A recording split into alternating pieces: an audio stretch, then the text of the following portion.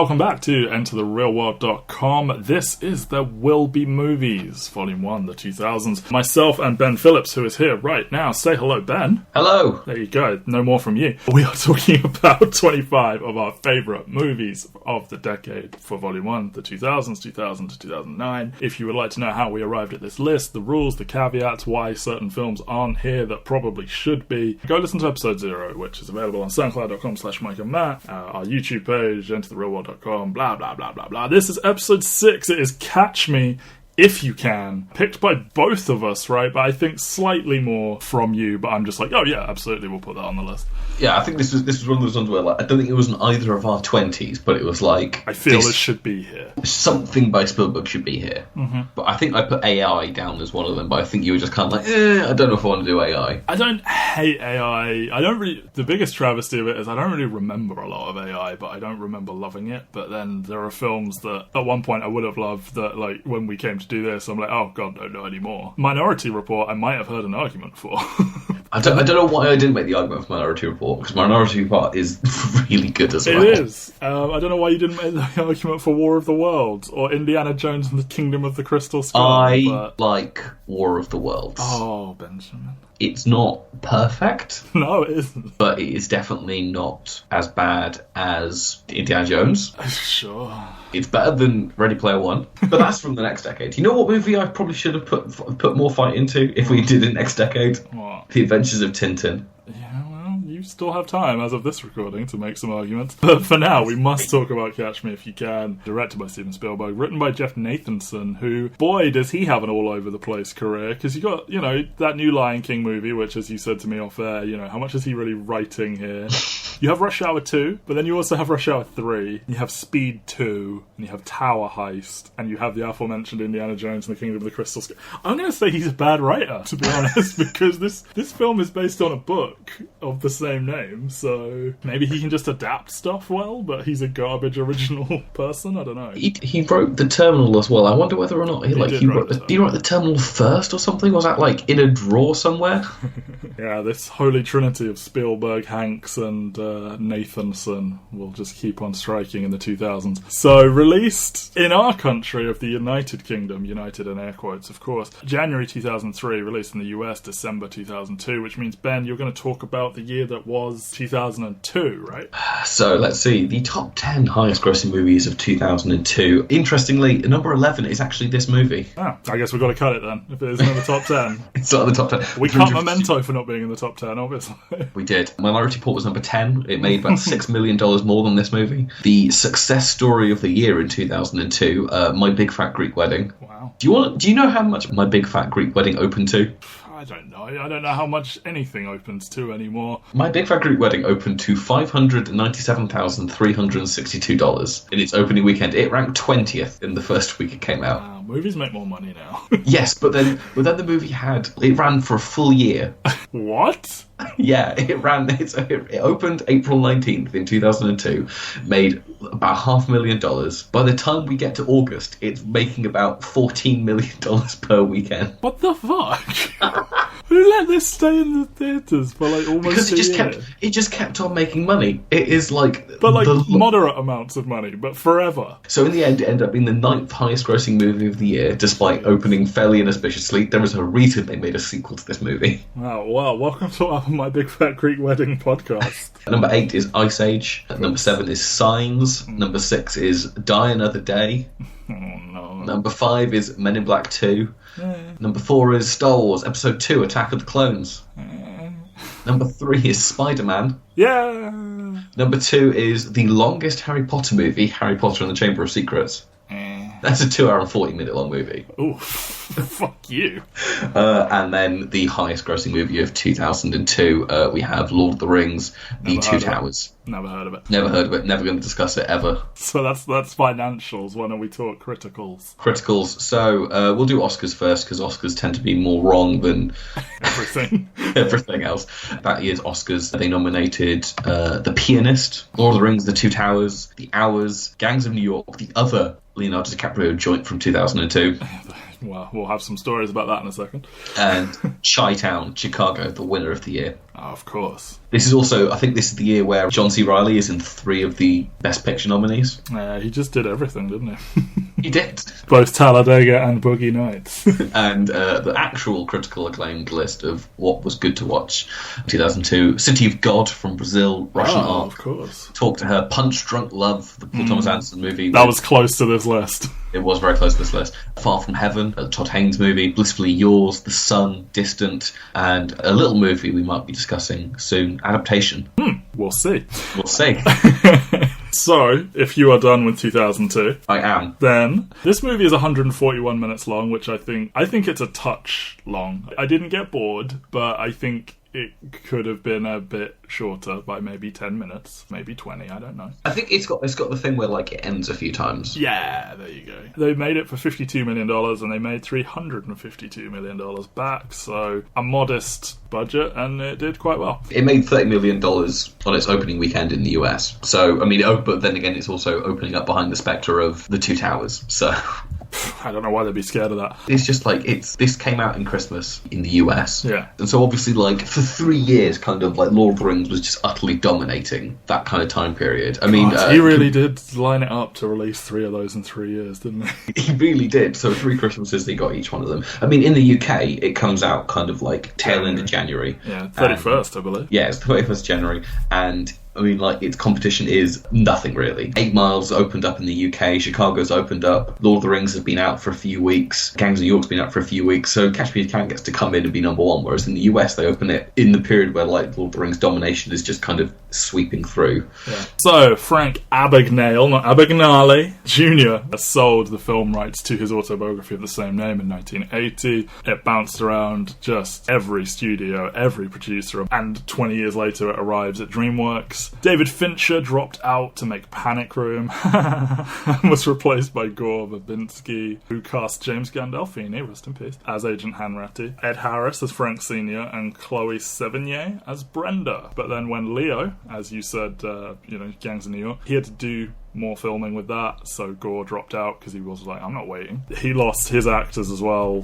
When he went, they went. Various names were considered to direct, including Cameron Crowe, shout out, episode 2, Almost Famous. But then Spielberg ultimately stepped in to direct it himself instead of just producing it. He brought in Tom Hanks, his best friend in the whole wide world, for their 4th collaboration, and he cast those new people. Abagnale was not present for filming apart from his cameo. He did not read the script. He did not meet Steven Spielberg ahead of filming. I'm sure he has met him in the time since. There are obviously certain embellishments here. I think he said he never spoke to his father or saw him after he ran out. Carl Hanratty was not a real person. He's loosely based on Joseph Shea and just little things like that. Apparently he did ask that, so I guess at some point a version of the film made its way to him. He asked that they update a few little things in regards to the cons and that kind of thing. But I like that his complaints are nothing to do with the emotional arc of the movie. It's just just make sure you make the stuff I do seem cool. Well, yeah, he did have that concern. He wasn't sure Leo was suave enough to play him. He said that the stuff they added with the father is I think he called it a fulfillment of a fantasy. He dreamt of something like that, and he would go home alone and cry and think of his parents and stuff. So I think he was grateful they put something like that in there. But yeah, I think they do a good job to flesh this out and make it a more human story, and focusing on the stuff with his parents and the stuff, the friendly rivalry or the frenemy type deal with Hanratty. But the first act, I've kind of gone with the 3 big jobs he has as the 3 acts of the movie. So we open with these amazing animated titles that The Simpsons copied wonderfully, and so many small details in these. They are fantastic. I love when something like this comes along for no real reason. It doesn't really tonally fit with anything else in the movie, but they're just really cool. It totally fits with the music that John Williams is doing for the score, which I think really is really nice. But also, it's one of those nice ones where it kind of shows you the whole plot of the movie in like abstract. I rewatched them after I finished it, and I was like, oh yeah, it's all right there, isn't it? So, you know, we start with this game show, which you can apparently watch this on YouTube. This is a real thing, where it's like, here are three men all claiming to be this person. Can you guess who it is? And apparently none of them guessed who the real Frank was in real life. But they've recreated this. They've applied like old-timey film grain to it to make it look like garbage old TV and stuff. I mean, they shot it in like 4:3 and everything like that. So yeah. And you transition from there to the, like, not real footage, but, you know, the way the rest of the movie looks, and you have that little cut between there and the present day in France and all that. And I've just got to say, like, I really don't think that I mean, obviously you know that they catch him, so it's not like spoiling anything to have him caught at the beginning. But I really don't think any of the stuff with the sort of flash forwards or the flash to the present types, the scenes with like a in custody Frank and Hanratty trying to get him home, I don't think it's effective enough or often enough to really be justified. And I kind of wish they just started with him, you know, when we go to the flashback with his family and stuff, and went all the way forward, and then after he's been captured, then the stuff on the plane, that's all good, and him going to the house at the end, like, that's all cool. But just this opening didn't really do anything wonderful for me, and it's sort of, I don't know, maybe you disagree, but I see where you're coming from. I think there's two things that it does really well. Is you get this first brief glimpse into the extent to which he will try and get away. Like, you get that bit where like he fakes being ill, or not fakes being ill, but fakes being more ill than he actually is, and you get that like one shot where like the doctors go and wash their hands after they put him on the bed, and like in that time you know that he's had to leave the frame, DiCaprio himself, and run out of there, which is really, really nice. And then you get that scene of like, all the French prisoners kind of like clapping him and cheering him and stuff like that, because when he's clearly not going to get away as he's crawling down the corridor. Yeah, no, exactly. But it does that, which is like, it reinforces the extent to which you'll get away, which I think that's a decent enough moment, and maybe I would be fine with starting with this and then meeting back up with it at the end. But there's like, I don't know, 2, 3, maybe 4 of these little scenes. Yeah, I think they needed more. But the other thing I think it achieves is in the scene, the first time that Hanks catches up to him in the hotel in Miami. It kind of, because you know that that's not where he gets caught. Yeah. It kind of lends that scene a little bit of like, oh, how is he going to get out of this? How the hell did he get away with? Yeah, that's like, true. It kind of does like a reverse. Like, your expectations are like, well, he has to get away. I wonder how he does get away, because he's got a gun on him, and this is true. This is back to rights. I do think there should be more. I think they could have done some more effective stuff. I'm not saying they needed to lose them all together. I just feel they weren't fully realised to the point that they almost feel like they're wasting your time a tiny bit. But I get that there is some good stuff there. Yeah, it's almost like they needed to have like the whole sequence with him in France. But even then, like, you don't get the fun little reveal at the end of like one of Tom Hanks' assistants kind of like going like Montrechard and But then again, I also think that, like, what you say is true, that, like, you know he's going to get away from that hotel, but how the hell does he do it? It also tells you that he ends up in France by the end of it, and, like, I feel not knowing that might have been good. Knowing he will 100% slip past everyone at the end, it's like, I don't know, I'm in 2 months. You know, you start off with him, so the great thing they do, like, Leo has been famous forever, so, like, to us, he kind of, like, it's strange to see him trying to play someone young, but, like, he was known for looking so young, despite being older, and then, like, you know, the reverse is true of the character, where it's a character who, or the real guy, who as a teenager was passable as an adult. So they've kind of inverted it a bit, where they've got like a 28-year-old Leo reasonably well playing like a, I don't know if he can pass for 16, but, you know, 17, 18, 19, yeah, maybe. I think he does do like being a teenager really well. He does, like he's got that kind of like petulant attitude to himself down. Yeah, totally. And he feels younger than he did in Titanic. Yes. For this being 5 years after Titanic came out and like being the star of the biggest movie that's ever been made, I don't think anything he did after Titanic was like big, really. Not until like this and Gangs of New York actually made some money. So after Titanic, he does The Man in the Iron Mask, he does Celebrity with Woody Allen, and he does The Beach. None of which are like burn the house down movies and stuff like that, especially after Titanic. So it's kind of like this and Gangs of New York kind of like the 1-2 punch of like almost modern DiCaprio, and like, but it feels like they definitely play. I feel like it's after this that he starts to not want to look young anymore. That's fair. So, you get the stuff with him just as a innocent, quote-unquote, kid, and, like, you get these hints that his father, like, they never fully spell it out, but his father might also be, like, a worse con man. Like, he learns that trick with the necklace from his father, and, like, he has his son pose as a chauffeur, and he's turned down for a loan, and they have to make, they never fully say it, but I think the way it's presented, it's like he's, like, a worse version of what Frank Jr. ends up being, and it's almost like the narrative you can trace is Frank, like, looks up to his father and like, emulates him, but is just better at it, and he, like, becomes a more successful version of what his father was trying to do. Now, in real life, his dad was nothing like this, and apparently, like, he was his first victim because he, like, stole his credit card and bought a fuck ton of stuff. But you got Christopher Walken playing Frank Sr. here, and, like, it's like an understated performance. Like, he's not trying to steal scenes or Chris Walken's acting like a real human in this. Yeah, and it's a bit disturbing in some ways. It's like, hey, you're the guy that is just the weirdest dude alive. I think this is before that, or when does Walken do Cowbell?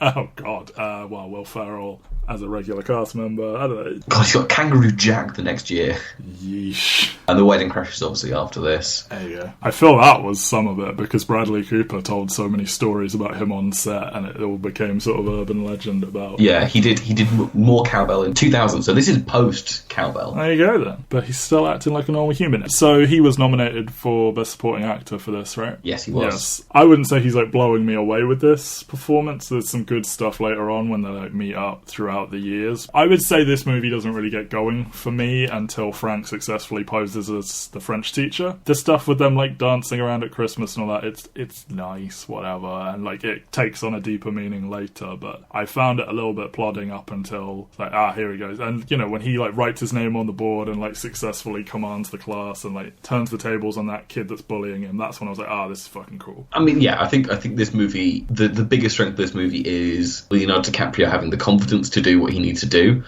in all these cases, and I think the movie is at its strongest when it's DiCaprio playing off Hanks. Yeah, for sure. But I do think that, like, the two other great supporting performances in this movie are suitably great, and I just think that Walken is kind of, you don't ever know what's going on inside his head. Yeah, he is. That's a good way to say it. You can't really quite read his intentions or how much he knows about what's going on. Yeah, like, do you think he believes his son? With how he feels? Yeah, exactly. Like, he's either not actually that impressed, or he, like, sees through it and he's like, I know you're full of shit. Like, you right to like receive letters in the span of less than 3 years that, like, oh, I'm a pilot, oh, I've decided to be a doctor, oh, I'm a lawyer. It's like, well, no, you're not.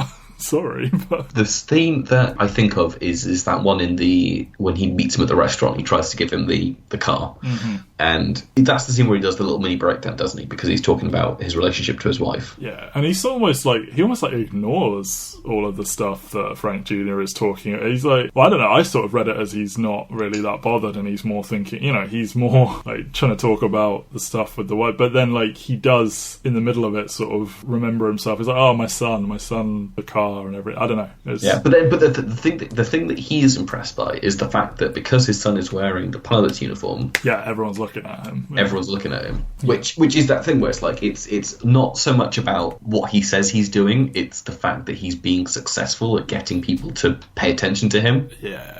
Which I don't know. I think that because it's so understated, because you can't get inside his head, I think it balances that tightrope of, because it could be kind of like shitty con man dad, he's not as good as his son, or it could be like looking for daddy's approval for the entire movie. But I think because Christopher Walken kind of like nails all these little interactions that they have across the movie, it is really good. Yeah, I really like him just sort of when the principal calls them in, and he's like, your son had a PTA conference and was planning a field trip, and they just don't know what to make of it, and the mother is like, she doesn't really tell him off, but she's a bit more like, and then Walken just like smirks at him. It's like, what do I say to this? Like, fucking well done. You get this sort of, it's not confusing, like, what's going on, but it's a bit of a strange little section where, Frank catches his mother like having the affair with one of Frank Sr.'s friends, and which I think is a fantastic scene. Yeah. It's all done in the one shot and all three of them are kind of there, and then just the way that DiCaprio kind of, like, 'cause nothing is overtly stated, it's all done by like body language and how people react. Like the mother kind of gets a bit more manic, she starts like wanting She's like to trying to bribe him, isn't she? Like... Yeah, she gives him like the $10, she tries to make him food, she's like doing all these things, and meanwhile you just have DiCaprio with the most petulant 1,000-yard stare in the front of the frame, just kind of like looking out ahead and not wanting to engage with this whatsoever. And it's those kind of moments that I think DiCaprio is really good. Like he's... I remember all the trailers for this, like selling it on it being like a fun, sexy caper, and then I remember actually watching it for the first time, and like it's like 20 minutes of like slow, emotional, depressing stuff. I'm like, oh god, this isn't. But I mean, obviously, you need that to make. But this movie, the whole undercurrent of this movie is it's kind of sad. Yeah. It's the whole point. It's like, yes, they are being fun and capery, and he gets to drive around in the James Bond car for 5 minutes. But at the end of the day... Yeah, and I understand you're not going to market your movie where you've got sexy con stuff happening by, like, showing the extended emotional scenes with the family. Like, I get how marketing works. It's just, I remember the kind of tonal whiplash when I first finally watched it a few years ago, and I was like... Well, I think it of, like, it makes the fun stuff kind of, like, hit home more. Yeah, because it's definitely. Kind of, like, it makes you realise just how empty all of it is. He is doing it not because it's fun or because he is having fun. Like, I'm sure he is having fun, but it's more because, like, I just want to make Dad happy. I want to make Dad proud of me. I want to do this. Yeah. The two divorce, and he is asked who is going to get custody of you, and instead he just runs away. And I do have a question of where the fuck is he staying? Because you see him repeatedly attempt to do these little tiny cons that don't work, and he tries the necklace trick at least once, maybe twice, and it doesn't really go down, and like he's kicked out of one place, and it's like, how are you affording to stay like anywhere? But you know, because he's writing checks, and obviously that was back in the time where like, oh yeah, of course, because his father gave him the checkbook. Yeah, you write a check, and it takes like a week for it to get to the place where it needs to go to, and then they send it back to you. Why does anyone ever trust checks? Like, how did we ever set up a society where it's like, oh, I'll pay you later.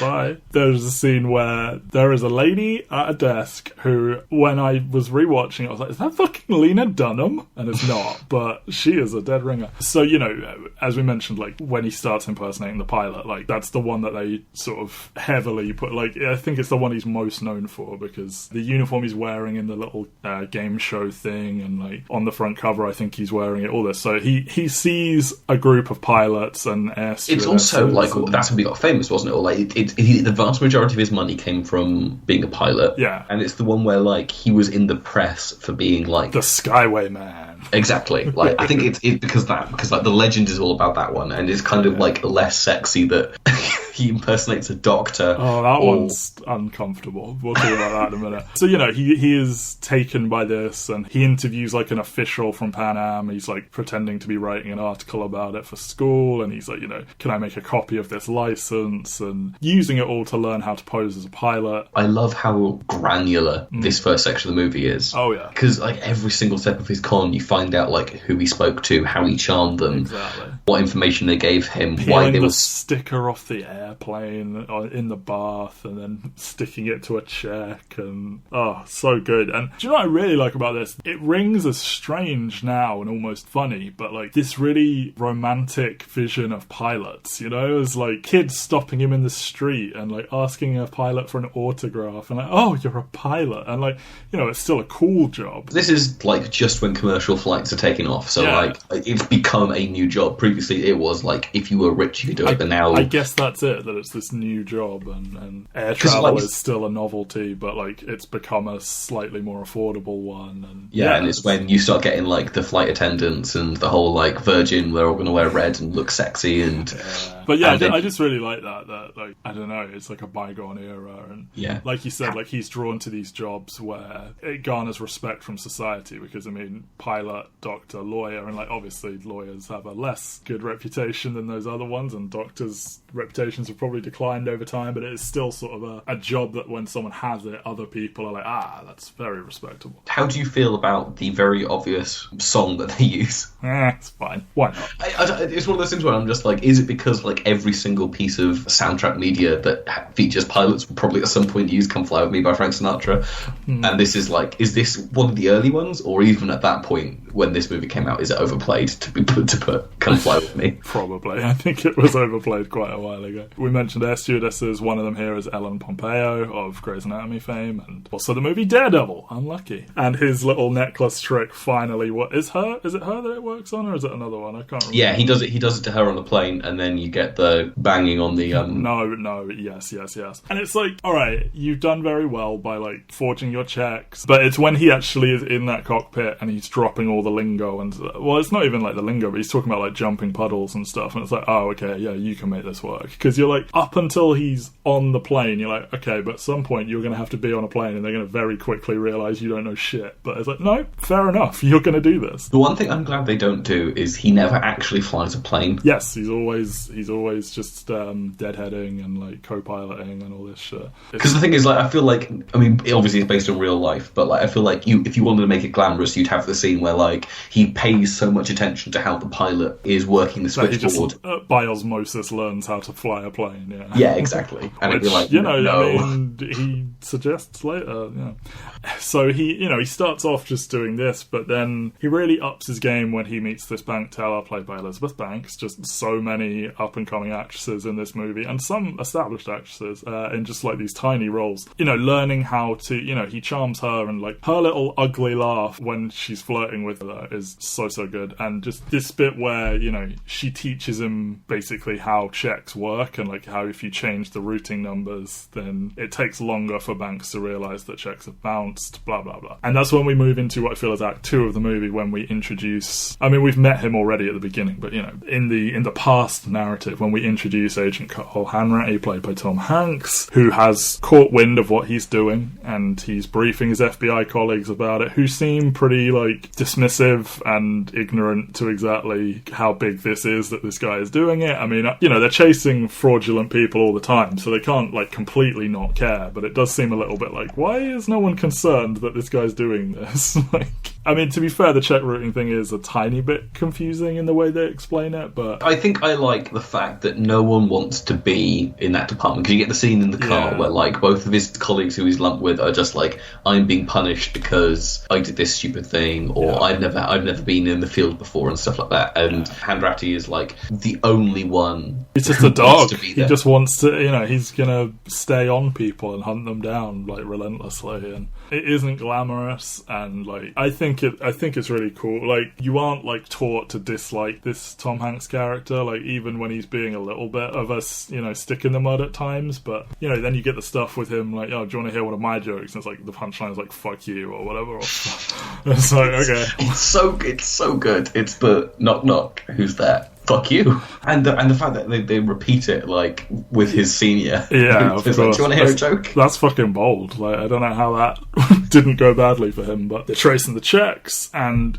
Like you say, like, if you don't have that scene at the beginning where you know when he actually caught him or where he caught him or whatever, it's a bit surprising. It's like, oh, they're going to cross paths this soon. He just quite quickly finds the hotel. They go to one of the hotels where he's used one of these checks, and he's like, wait, you mean he's still here? And it's like, oh shit, I guess they're going to narrowly miss each other. But no, this scene where he fucking walks into the room and you know that Leo is still there, and it's like, well, how the fuck is he posing as Secret Service agent Barry Allen, managing to turn the situation back around on him, and, like, this general thing of him being a quick study where, like, Hanratty challenges him for credentials and then he does it back to him, like, a minute later, and it's like, it really helps sell the idea that, like, he is who he says he is, and he just conducts himself with that he doesn't panic. And the stuff with, like, the elderly man being helped into the car that he, like, turns against, and it's just so good. And yeah, like, it's the little things where, like, he gives him his not his credentials, but he gives him his whole wallet, and he tells him he can hold on to it. He's overstuffed it, so it's hard to open it, and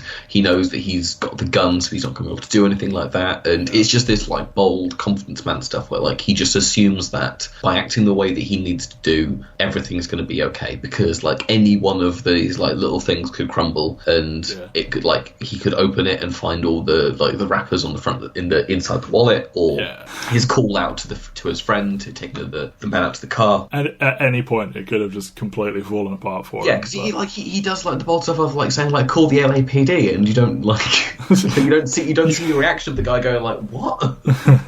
I also like though because he does this trick. He's peeled all the labels off the stuff in the room and like put them into the wallet, and this will come back later. And it's like because obviously Hanratty is like humiliated here, and it's like, oh, you fucking idiot, you just sort of let this guy walk away. But he does learn from him and like get better at finding him and all this sort of stuff. So it's like it's not entirely a vehicle to embarrass Tom Hanks's character here. So Frank, continues to interview the Pan Am man. He sees the newspaper article about the Skyway man, and he gets really high on his own fame. But the thing is, he doesn't get complacent though. No, because the thing is, like, he's still going back to this guy. He's still bold-facedly like walking back into the Pan Am offices and talking to this guy. I love that this guy's reading an article about a con man while like giving a suspicious amount of information to a kid without even questioning it. And there's stuff with him like getting the Aston Martin and the suit and everything. That's all really fun. We have Jennifer Garner as a call girl here and conning her as well, like getting her to take a check that isn't worth anything and then getting change as well. And his little mini catchphrase of that works even better. And it's him just adjusting his stuff on the fly. What do you think about that scene? It's a bit strange to me. Like, what do you think about her? What do you think like her deal is? I don't know, like, because,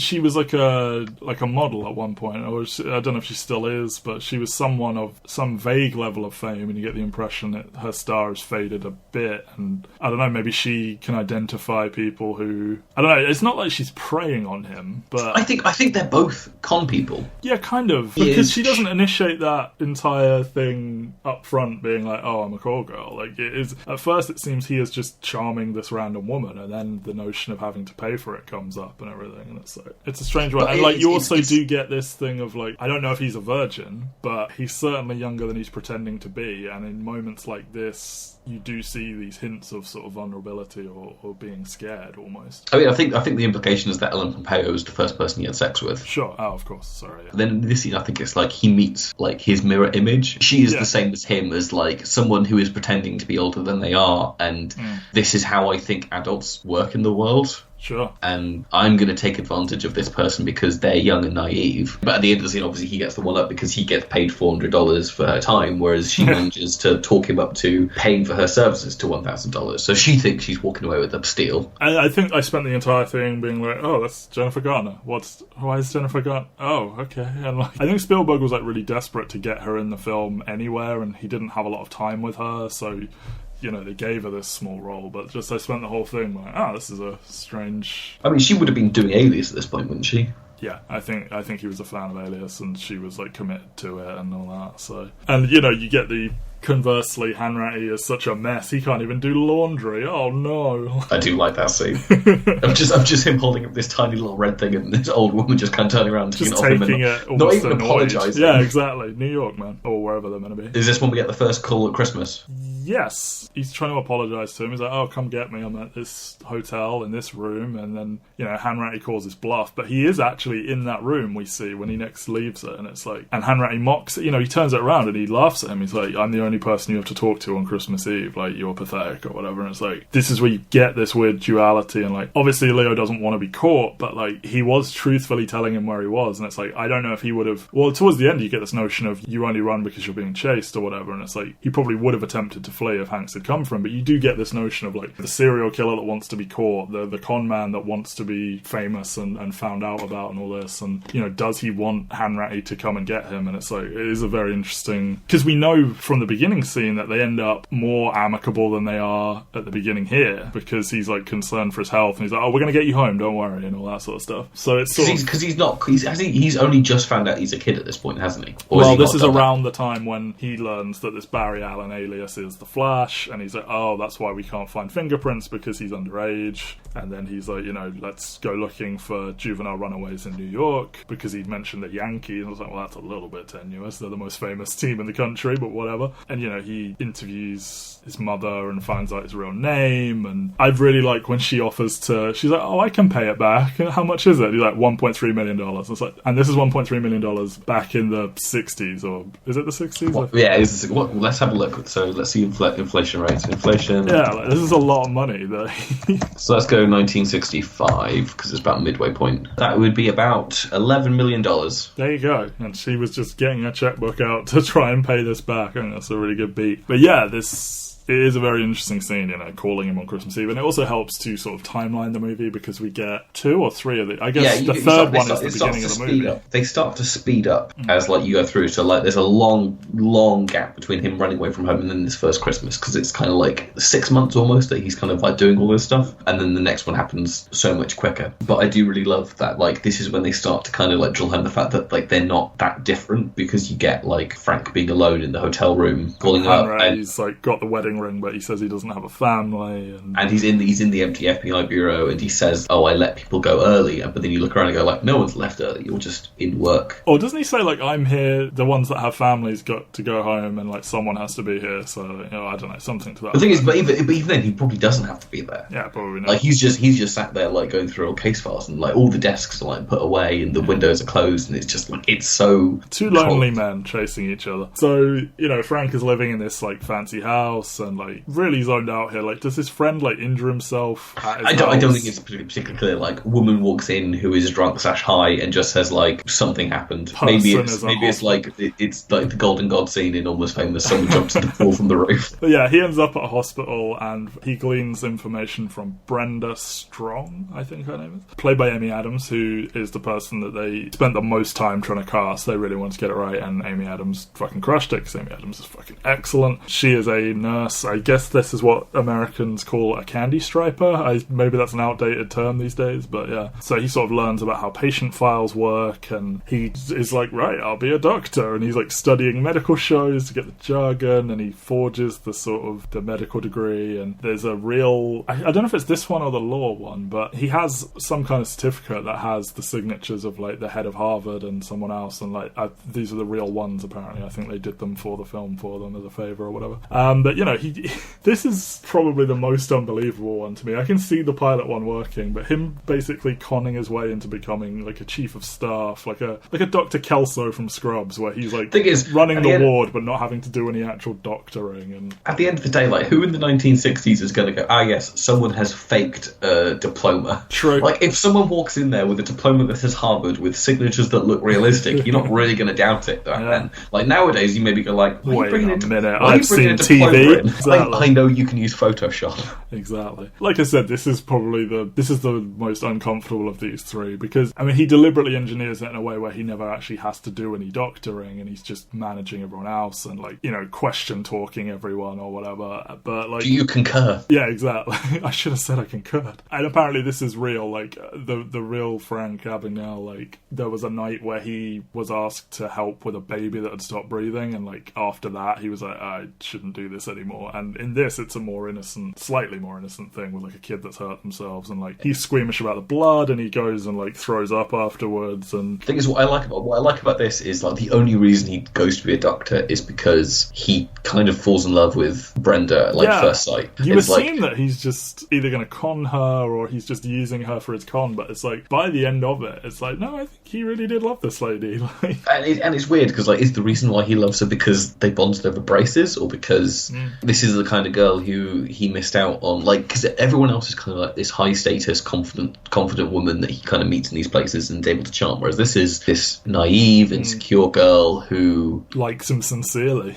Yeah, exactly. It's not oh, he's a pilot, he's hot. He walks into this room and she kind of is made happier by him being there, and I think he kind of misses that kind of real connection where he's not pretending to be something, but then he immediately goes into, and I'm a doctor as well. yeah. And it's almost like autopilot.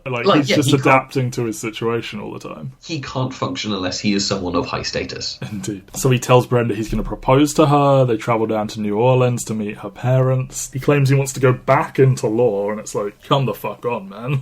And he ends up charming her father, who's played by Martin Sheen, and it's not just the actresses who are getting these tiny roles. Martin Sheen having a page of dialogue, maybe. But the thing is, he also gets the really cool bit of he might be the one who breaks through. Yeah, like, he basically confesses everything to him, and he's, like, not bothered by it. Or is it more that, like, he's being honest, but it comes across differently, and it just helps him because he's telling the truth, because it feels sincere? I don't know, like... But you also get the wonderful bit where, like, he goes, like, oh, I had this teacher that you knew from law school. And he goes, like, oh, how's the dog? And he's like, the dog died. Yeah. You know, you see this kind of thing all the time where, like, you see, like, person trying to catch them out and, like, oh, they've done their homework, so they didn't trip over that lie. And it's like, you feel something's going to happen here. And it's like, does he just know in that moment that he's bullshitting him, or does he get away with it? Like, it's not entirely clear if Brenda's father is like, I know where you are. I like that it kind of implies, like, how fluent they are. Like, because if Martin Sheen were to get in contact with someone from his university, whatever, like, he probably could find out that this guy's bullshitting. He does these things that, if you dug a little bit, you probably could find out that he's bullshitting you. But everyone's kind of so charmed. Like, it's that kind of, like, I think it's the next scene coming up that is the ultimate interpretation of, like, why do the Yankees always win?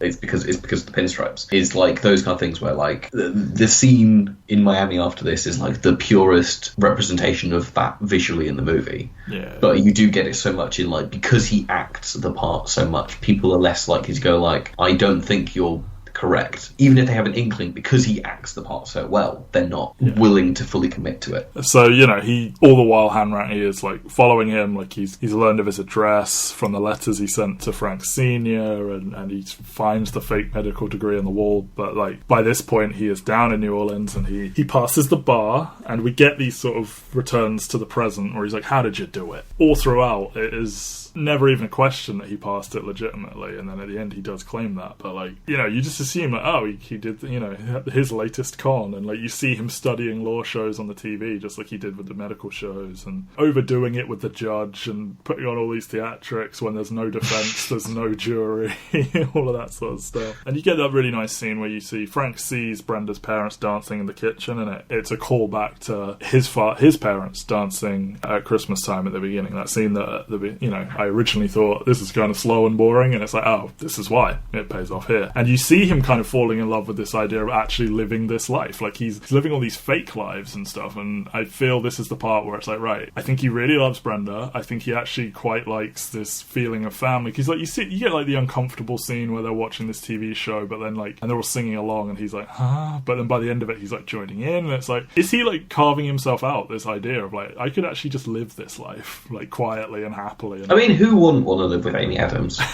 Well, this is true. She's so good, and I think it's the scene now when Hanratty, like, finds out that they've got the engagement party going on and busts in to kind of, like, break them up and stuff like that, and he sees him downstairs. Is it from the letters to his father again? Like, he finds out who's getting married because he's in the hotel on the phone call on Christmas Eve. Yes. And he's like, I'm going to get married. Please stop looking for me. I want to settle down. And Hanratty's just like, I'm not going to do that. And you get it's the scene where, like, he sat in the FBI room with his two partners on the phone as well, like, listening in. Like, he's starting to, like, build up a proper case against him finally, rather than being sat alone. Tracks him down, goes down to New Orleans, and, like, barely misses him. Like, Frank flees and, like, tells Brenda to meet him at Miami airport in a couple of days. We learn by this point he's stolen $4 million. You get the wonderful scene where, like, he's talking to him and then he just opens up the briefcase and there's just money that just, like, spurts out. And in the middle of him kind of, like, talking to her about, like, all the things that he's not, her first response is, "You're not a Lutheran?" You're not a Lutheran, which is doesn't mind about the rest. Wonderful line. Yes. I really like that Hanratty notices the missing label from the bottle, and he's like, oh, he's here. And, like, heads upstairs, and you get the little floating $1 bill or 100 or whatever it is. Like a little homage to Forrest Gump, I feel. Frank goes to the airport, and, you know, he works out that it's a trap, as it were. They're not subtle. They're not really, but, I mean... Well, I don't know if it's, like, heightened observation skills, but, like, there's a guy on the roof, like, looking out for him. There's people with guns walking around. Someone whispers in her ear. So, you know, and you can see the sort of... I feel it does bother him to, like, leave her there. And, like, you can tell she's upset, and I feel it's not like he's like, oh, well, see you, bitch. Like, I feel he is sad that he can't just... The thing is, the movie never focuses on anyone but him, really. We don't see anyone, apart from Hanks, when we're not with them. We don't see what the mother and father are doing in the time where their son isn't in contact with them. We don't see just how much damage he might be causing to these people. Like, we don't get any repercussion to, like, him stealing $400 off Jennifer Jennifer Garner, or what happens to Elizabeth Banks' jobs after like she reveals that she told all these secrets about like making checks for these kind of things. Yeah. This kind of like subtle, he's fucking up so many people's lives right now, but and that's like, not. We know at the end that the film version tells us that he settled down and has several children and everything. In the optimistic version, maybe he found Brenda again, or maybe like he completely shattered Brenda's heart into many, many pieces. And he definitely shattered Brenda's heart into many, many pieces. I'm just saying, like maybe there's a version where he found her again, or maybe like she went in a completely different direction and it's a different woman. But he instead poses as a Pan Am recruiter. He gathers all these trainee stewardesses allegedly, and Amy Acker is one of them. I think some of them are actresses. They're all actresses. Some of them are like names as well, but I think she's the biggest one there. And it is that wonderful scene with them going through the airport. Yeah, and like using them as like a pinstripes. shield to like just. I think they even call out, we've got like 100 men in this airport. He's not getting past, and he just walks right past. It's the scene where like Tom Hanks is, because Tom Hanks is the one who would catch him. Yeah, like, exactly. He's out of the room conveniently when all that's happening. It's like, yeah, he would have fucking caught him. He comes through and he gets the phone call saying like there's someone in the car, and like if there wasn't the person in the car, exactly, he would have clocked him and got him. And exactly, and yeah, the taxi driver who's posing as the pilot has a sign that says Hanratty, and you see the plane taking off behind them, and it's like, you've done it again. And then we move 7 months later, and Frank has been conning his way across Europe, and Hanratty figures out from like the printing experts that like, this press would be in the UK or Germany or France, and then he's like, Montrachard and all that. So yeah, this is when the movie starts getting like super quick, because like we've had these two long extended bits of him being the Pan Am pilot, and like his relationship with Brenda are like two chunks, even if he's got two jobs in the middle of it. And then the end of the movie is just like we're just gonna rattle through kind of like so much content. Yeah, he like tracks him down to his mother's village and like finds his like abandoned printing press place, and there are just checks fucking everywhere. He's sort of ecstatic to see Carl, and he's become very manic, and Hanratty essentially has to con him back, and he's like, there's people waiting outside who will kill you, and I swear on my daughter, and I would never lie to you, and does eventually talk him down. And it's this thing, there's no guns and there's no like real threats, and he does just talk to him as a person and convinces him to come quietly. And like the real Frank is the arresting officer, and the French police like cart him off when like Hanratty was hoping to just quietly and with dignity take him away and everything. So I'm intrigued. Why would the French police be so intent on getting this guy? Because it's not like it's a blemish doing his cons in France and across Europe. Like he's a wanted criminal. It's not like it's a blemish on French culture though. They seem quite aggressive about getting this guy. I don't know, maybe he ripped off the government or posed as a policeman, or I don't know. I guess he did fake, like they say, like these are like real checks. These aren't fakes. He has made a real check that doesn't go to a bank account and is just having them bounce every single time you do this. It's very important to Carl that they know that he wanted to come quietly, and then he's like wanting to get him away from them, and it's like it turns so quickly, and it's like he's been hunting him all this time, but now he's got him, he's like become sympathetic towards him and everything. And we shift back to the present, and then the plane, and he learns that his father is dead, and he's broken by it, and he escapes the plane, like fucking goes through the bathroom and like comes down the wheel as they're landing and runs off. And it's like, Jesus fucking Christ, guys. And like you get this beautiful scene where like he goes to his mother's house and he sees with his own eyes that she is remarried, and he has a half sister, and just breaks him, and he goes willingly with Hanratty and sentenced to 12 years in solitary confinement, which is pretty insane, despite being a minor and everything. And Hanratty is the one that visits him in prison, and like he just in passing mentions one of his current cases, and Frank is able to like help him, and they get him out, and he gets a desk job with the FBI. When is it worse than prison? Who knows? But he essentially comes out after 4 years of his 12, and he ends up working for the FBI, like trying to catch people like him. And it's this, like you say, it moves really fast, because we've gone through all this emotional stuff, and then like in what is the final sort of 10 minutes of the movie, you get this huge like existential crisis almost, where it's like he's living a quiet but sort of sad life, and then he sees the pilot uniform, and he's like, he gets the itch, and he goes goes to do it again, and Hanratty has to like follow him to the airport and be like, I know you're going to come back because no one's chasing you, and it's like,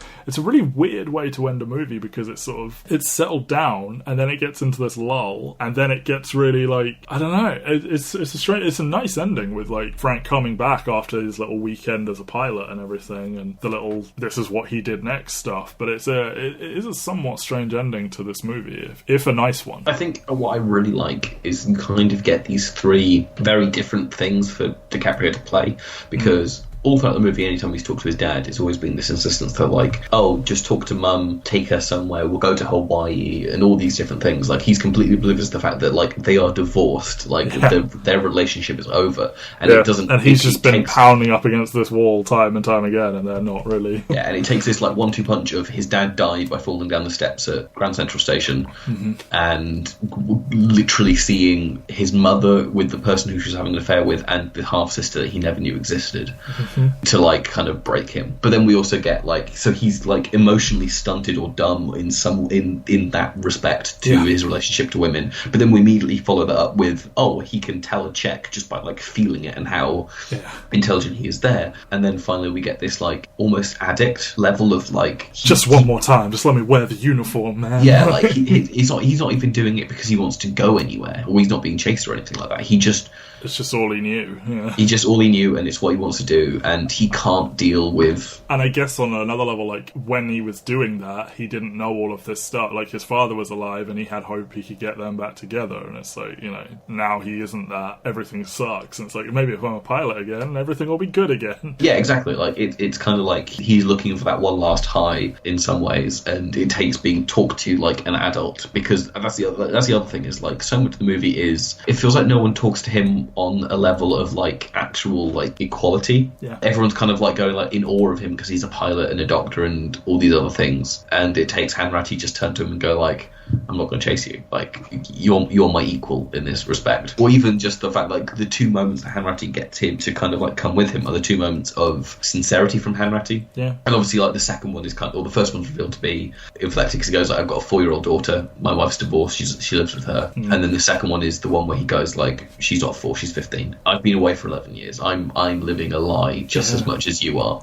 Yeah. The two of them across the desk from each other, like, the only two people who are, like, excited about uncovering these fraudulent things, while people are like walking away and like disinterested. Like, maybe it's a bit overly romantic, but I mean the film is quite romantic, but like, you know, him finding this renewed purpose in like working with this man who respects him and doing good work, and like, you know, you see from the end credit thing that like he catches however many people, and like, I like this is the first movie we get with the whole like, here's what they did after the movie.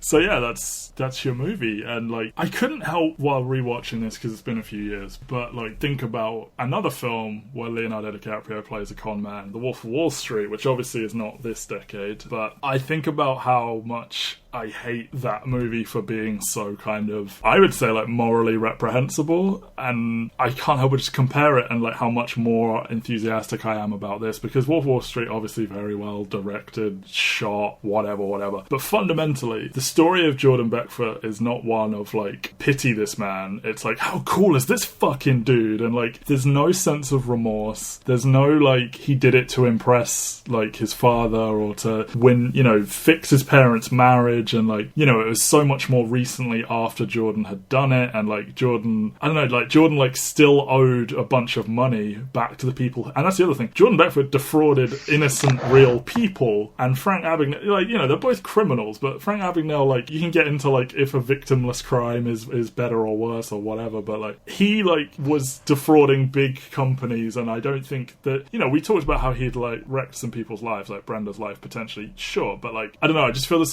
such a different like Brenda was not left penniless in Destitute. Exactly, and like the things that Jordan did, and the film basically asks you to side with him, and like what they do here with Hanratty versus you think about Carl Chandler's character in Wolf of Wall Street, where like, I'm not saying they ask you to dislike him, but they don't really give him much to do to make you like him. Like, he has very few scenes. Tom Hanks is always Tom Hanks and he's always likable, even when he's playing this kind of like vaguely prickly guy, because at the end of the day he's kind of compassionate towards. But they build that they build that human connection, and like he is the one that breaks through to him by like giving him that act of kindness. And just I look at the two and it's like one is basically celebrating a criminal and the other is like, I'm not saying it's like, hey, we should pity this Frank Abagnale, but it's like a human, it's framing it through that human lens and like that kind of what it is to be a man, and like, you know, all this sort of stuff. And I just think this is so much nicer and better and not so morally like grey. And my response to that is, but what about that scene where he does Quaaludes though and can't walk? That is a wonderful bit of physical comedy. But I know I agree that this movie is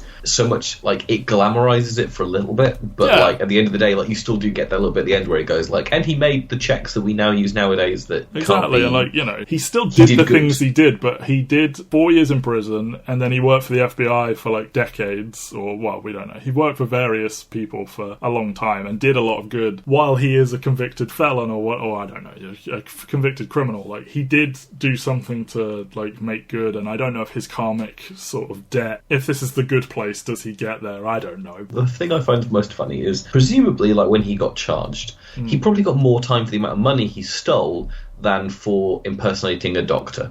Yeah, true. Which is kind of vaguely terrifying. Well, like, is that sort of stuff, is that as well, I mean, Hanks saw the medical degree on the wall. I was going to say, does anyone even know he did this? But yeah, clearly they do. And like, yeah, that was the scary one, that he was posing as someone who could potentially be in charge of lives. Like, yeah. But I look at this and it's like, what a lovely film, what a stylish film. Like, the fucking music is incredible. Oh yeah, like this is like one of John Williams' best like non-franchise scores. For some reason, like, and I know it's because this movie came out at Christmas, but this is the movie that is always on British television around Christmas time, and it's one that I will always end up watching, and I'll never watch it from the beginning. I'll come in like an hour in, and it will always be like doing sexy cons, doing the sexy con stuff, and I'm just like, I'm happy to watch this. Yeah. It's probably like of that stretch of like Saving Private Ryan through to this movie. Really, it probably is the weakest of like those 4 movies that Spielberg did, but that stretch of 4 movies is so damn good. And even after that, like, Munich is really good. It's so charming effortlessly. That you can just dip it. It's a movie that's like comfort food. Like, I can just dip in and watch it from basically any point and be happy that I'm watching it, even though there is that kind of like melancholy undercurrent. Sure. I think one of its fundamental traits is that I think it is romantic. It is romanticized. It has romantic notions. I mean, there is the tragedy to it as well, of course. Like, these two men, while they may have like found a kinship in each other, they are still, you know, estranged from their families and like all of that sort of stuff. So it sort of manages to do both. Like, it is both a funny, stylish, good time caper and also like a sort of tragic look at, like, well, not the human condition, but, you know, like a character-driven thing that is sad and poignant, and it has it both ways, and it's fundamentally just, I think it's very nice.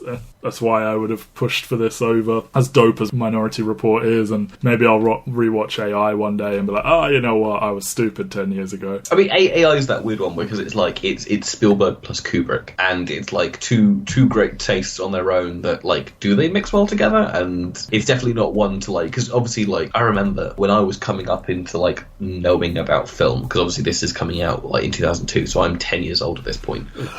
We were doing a project at school, which was make a film poster for this thing, and it was like, name a director, and I'm just sat there going like, I don't know who directors are, and the one example that the teacher comes up with is Steven Spielberg, because he is that idea of what the director is. He is the most famous director ever, really. Yep. And it's weird to think that at the point where I was having that conversation with my teacher, like, he was doing this kind of like just whatever the fuck he wanted to do movies. Like, I will do my like realistic war movie, and then I'll follow up with a tribute to another one of the greatest American filmmakers, and then I'll follow that up with a movie where Tom Cruise can see future crimes, and then we get this one, and then The Terminal and Munich, and it's just this like string of just like, he gets to do whatever he wants to do, and I'm glad he did this.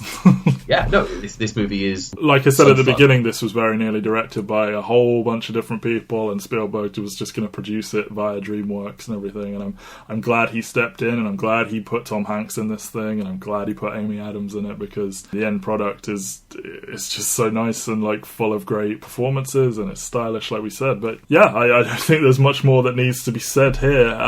This has been another episode of There Will Be Movies. Go to entertherealworld.com, go to soundcloud.com/Mike and Matt. Next week, I believe we are doing adaptation, are we not, Ben? We are doing adaptation. Well then, I look forward to doing that with you, but before I let you go, can you confirm if there will be movies? I can confirm there will be at least one more movie. At least one more movie. See you next time, everybody.